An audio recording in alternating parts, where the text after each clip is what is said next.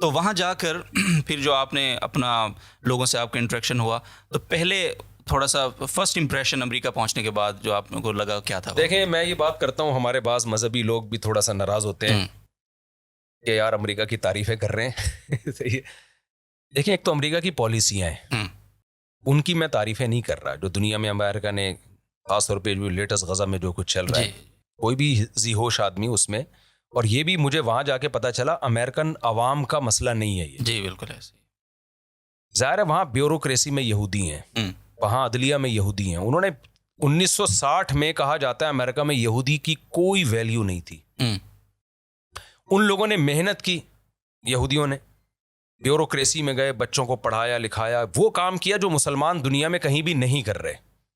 मुसलमान totally focus कर रहे हैं मस्जिद और मदरसे को, जो कि ज़रूरी है।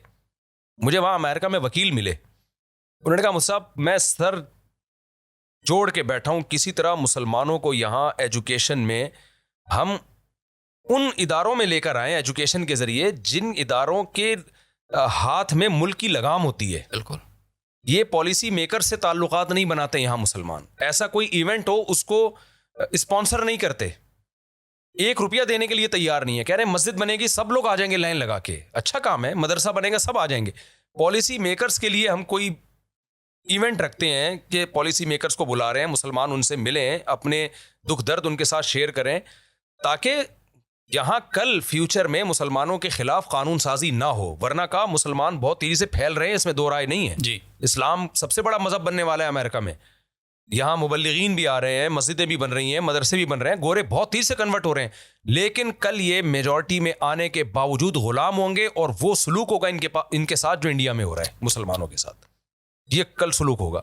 अगर मुसलमान यहाँ इन्होंने ब्यूरोक्रेसी में नहीं गए, हुकूमत में नहीं गए, और आगे की नहीं सोची इन्होंने, ये आगे की सोचते ही नहीं, यानी वो पिन ही नहीं है मुसलमानों में ना, वो सॉफ्टवेयर ही नहीं है। जो हम यहाँ कहते हैं, हम अगर 50 साल पहले स्कूलों में मेहनत करते, वो कला, और जैसे जामित रशीद का एक विजन है, वो जामित रशीद के विजन से बहुत मुत्तफिक थे कि भाई हमें उसी तर्ज पे काम करना है जो यहाँ जामित रशीद देखा नहीं था उन्होंने। जी। लेकिन मैंने उनको दावत दी है कि आप आए कभी।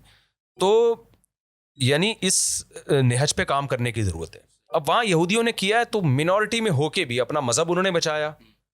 यहूदी बहुत मजहबी नज़र आए हमें वहाँ पे। एक मखसूस ड्रेस होता है, बड़ी बड़ी दाढ़ियाँ होती हैं, हैट होती है उनकी, कल्चर है उनका। एक बच्चे पैदा होते हैं उनके ज़्यादा, गोरों के एक आध बच्चा, उनको हमें लगा दिया फैमिली प्लानिंग पे। जर्मनी में भी यहूदियों के बच्चे पैदा हो रहे हैं, दबा के पैदा होते हैं, फुल स्पीड से होते हैं।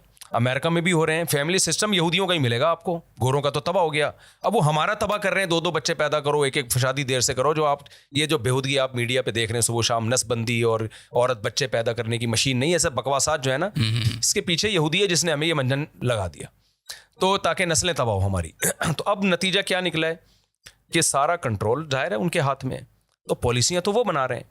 वहाँ जितने बड़े बड़े इज्तिमा गज़ा के हक़ में हो रहे हैं, फ़िलिस्तीनियों के हक़ में हो रहे हैं, शायद मेरा ख्याल है पाकिस्तान में नहीं हो रहे, सवाल ही पैदा नहीं होता। और ऐसे पुरजोर एहतजाज हो रहे हैं ना कि लाठी चार्ज और जेल। बिल्कुल ऐसे वकीलों से मैं मिला हूँ, वो कह रहे हैं हमारा काम क्या है, जो जेल में जा रहे हैं ना अमेरिकन, जो फ़िलिस्तीनियों के हक़ में मुजाहरे करके उनको जेलों से निकलवाना। तो वकला की एक टीम है जिनका काम ही यही है।